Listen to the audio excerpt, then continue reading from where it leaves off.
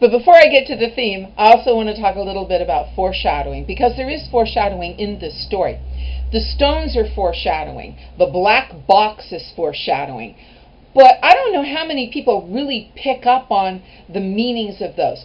I have had students who said that, yeah, the gathering of the rocks by the children is something's going on there. They suspect something is going on. I didn't. Kids like to collect rocks. And also the black box is very ominous. If it were red or pink or white, it would probably not seem so ominous to the audience. So there is some foreshadowing in this. Now, where do you begin to suspect that winning the lottery is not a good thing? Because that's also an element of foreshadowing. And I didn't pick up on that until Tessie, after everybody in the town draws, and Tessie says, wait a minute, this isn't fair. You didn't give, my husband, Mr. Hutchinson, enough time to choose. Well, they were the special ones. Weren't they going to win a car or $1 million?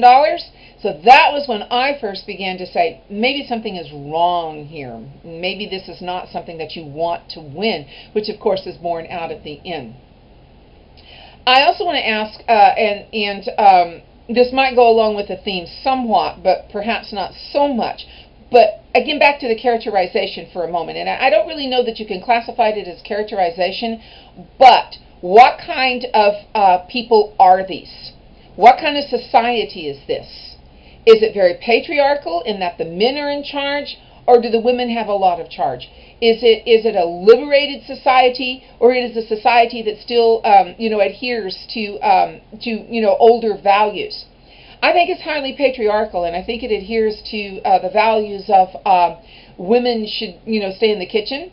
And the reason why I say this is because at the beginning of the story, when they're all gathered and the children are still collecting the stones, and it says the mothers begin to call the children.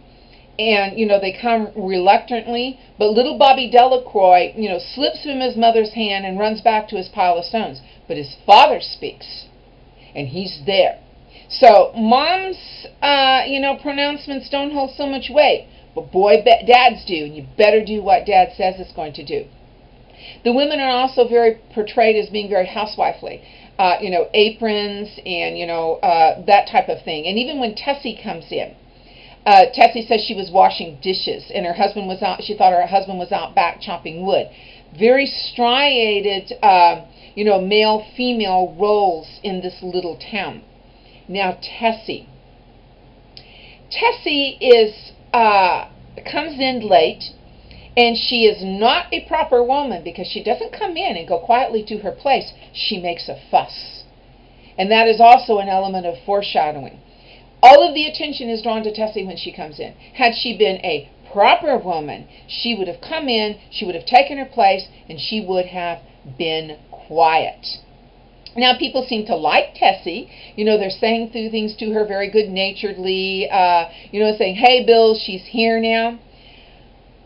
But again, that element of foreshadowing comes in. And when Tessie is the one chosen to be stoned, I really wasn't surprised, because more attention is given to her than any of the other characters. You hear old man Warner speak. You hear, Mr. Summers is the one doing the picking of the little pieces of paper, but you really hear more about Tessie, and you really get to form more of an opinion about Tessie. And I ask my students, do you like Tessie?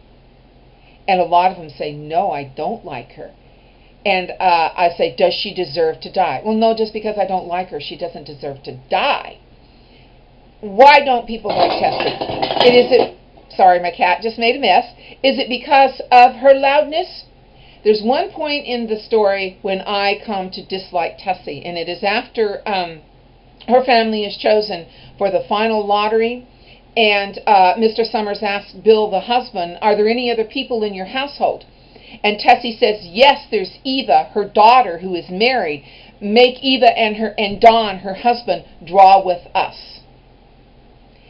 And I see that as her widening her odds of not being the one chosen to be stoned. I don't see her trying to save her younger children or Bill, but trying to save herself. And as a mother, speaking personally, To me, that's reprehensible. I would rather have my children, survive than me. But that's my way of looking at it. That's my perspective. And would I feel that if I were in Tessie's shoes? But Tessie is definitely marked for whatever reason from the very beginning. And I promised you I was going to get to theme in this one. Next clip, you're going to get it.